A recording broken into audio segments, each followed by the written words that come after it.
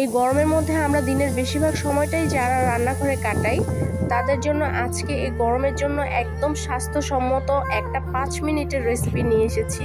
আর এই রেসিপিটা ছোটোবেলায় আম্মু অনেক বেশি রান্না করতো, তো বড় হয়ে আমি যতবার ট্রাই করেছি আম্মুর মতো একবারও হয়নি, কিন্তু আজকে আম্মুর হাতেই তাই রান্নাটা দেখাবো যে আম্মু কিভাবে এটা শর্টকাটে রান্না করে, কিন্তু খেতে এত বেশি টেস্ট। এই করলা কিন্তু আমাদের স্বাস্থ্যের জন্য অনেক বেশি উপকারী, আর এই গরমের মধ্যে করলা খাওয়াটা অত্যন্ত জরুরি। তো করলা রান্না করার প্রসেসটা আসলে সবাই জানে না, যেমন আমি যতই রান্না করি আম্মুর মতো হয় না। তো যাই হোক, আজকে আম্মুর যে রেসিপিটা আছে সেটাই আমি শেয়ার করব আপনাদের সাথে। আম্মু শর্টকাটে জানি কিভাবে রান্না করে ফেলে, আর করলাটা একদমই তিতা লাগে না। তো আজকে যেটা দেখাবো সেটা হচ্ছে আম্মু কীভাবে করলার ঝোল রান্না করে। তো চিংড়ি মাছ দিয়ে করলার ঝোল রান্না করতে ছোটোবেলায় খুব সহজেই রান্না করতো, কিন্তু এক ফোঁটাও তিতা হয় না। আর আমি রান্না করলে অনেক বেশি তিতা হয়ে যায়।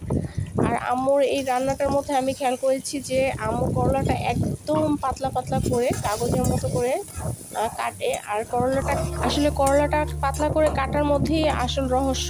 অনেকে করলাটা মোটা করে কাটে, আর আমি হচ্ছে বেশি মোটা করে কেটে ফেলি, কিন্তু আম্মু এখানে অনেক পাতলা পাতলা করে কেটেছে। তো যাই হোক, আম্মু এখানে দুইজনের পরিমাণ রান্না করছে। তো অল্প কিছু চিংড়ি নিয়ে নিয়েছে, তার মধ্যে অল্প একটু করলা দিয়ে দিয়েছে। একটা করলা কিন্তু এখানে অনেক বেশি পাতলা পাতলা করার কারণে অনেকগুলো হয়েছে।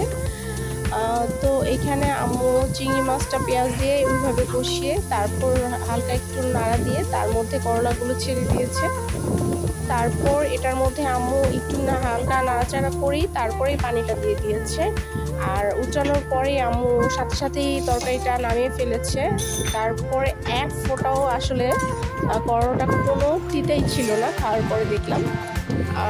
আর এটা আসলে আম্মুর হাতের একটা জাদু, যেটা আমি রান্না করলে একদম তিতা হয়ে যায়, জানি না কেন। তো ভিউয়ার্স, আজকের এই রেসিপিটি আপনারা অবশ্যই ট্রাই করে রান্না করে জানাবেন যে কেমন হয়েছে, আপনাদেরটা তিতা হয়েছে নাকি হয়নি।